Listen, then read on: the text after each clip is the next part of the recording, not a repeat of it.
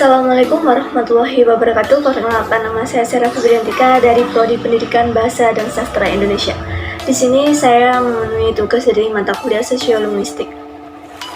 Dan di sini saya akan membahas materi mengenai bilingualisme dan diglosia. Apa sih yang dimaksud dengan bilingualisme? Menurut Mackey dan Fishman, bilingualisme adalah pemakaian dua bahasa oleh seorang penutur dalam pergaulannya dengan orang lain secara bergantian.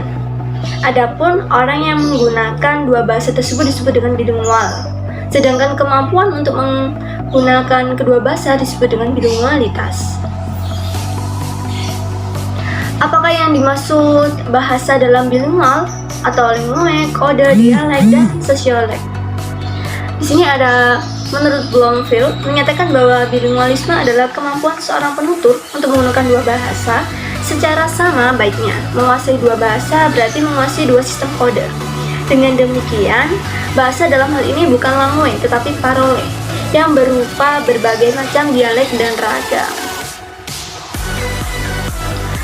Lalu, kapan penggunaan kedua bahasa itu secara bergantian? Penutur bilingual menggunakan bahasa ibu atau bahasa kedua sesuai dengan konteksnya, situasi, dan kebutuhannya.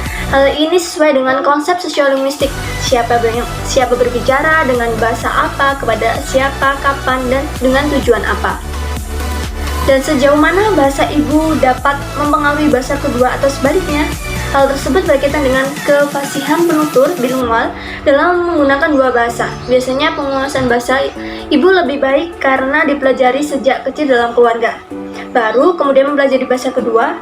Penguasaan bahasa ibu yang lebih baik dan sering digunakan ini sangat memungkinkan penggunaan bahasa ibu. Penutur bilingual akan mempengaruhi bahasa keduanya. Akan tetapi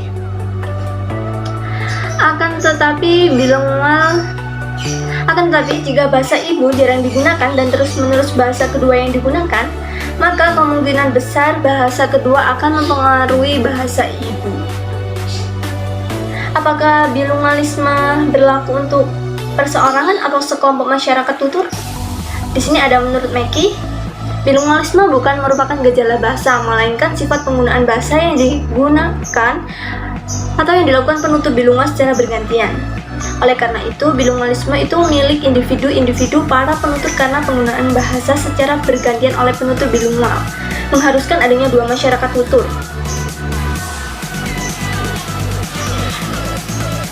Dan di sini saya akan langsung membahas yang kedua adalah diglosia. Apa sih diglosia? Diglosia menurut Ferguson adalah suatu situasi kebahasaan yang relatif stabil di mana terdapat sejumlah dialek-dialek utama dari satu bahasa, terdapat juga ragam yang lain. Dialek-dialek utama itu bisa berupa sebuah dialek standar atau sebuah dialek regional. Ragam lain itu memiliki ciri yang pertama sudah terkodifikasi, yang kedua gramatikalnya sudah kompleks, yang ketiga merupakan wahana kesusastraan tertulis, dan yang keempat ada dipelajari melalui pendidikan formal, dan terakhir yang kelima tidak digunakan untuk percakapan sehari-hari. Adapun kriteria diglosia ada fungsi, ada pretise, ada warisan sastra, ada pemerolehan, ada standarisasi, dan ada stabilitas, ada gramatika, dan yang terakhir ada leksikon. Oh, ternyata ada lagi, yaitu yang terakhir ada fonologi. Itulah penjelasan mengenai materi bilingualisme dan diglosia. Semoga bermanfaat. Wassalamualaikum warahmatullahi wabarakatuh.